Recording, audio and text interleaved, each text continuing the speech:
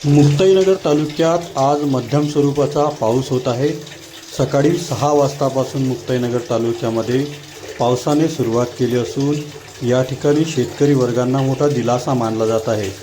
एकंदरीत मुक्ताईनगर तालुक्यातील बहुतांश भागामध्ये आज सकाळपासून पावसाला सुरुवात झाली।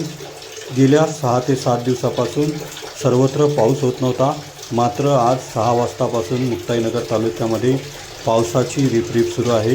यामुळे शेतकरी जो आहे हा समाधानी झाल्याचं चित्र पाहायला मिळते।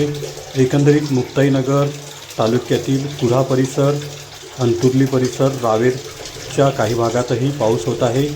यामुळे शेतकरी जो आहे हा समाधानी असल्याचं चित्र पाहायला मिळते।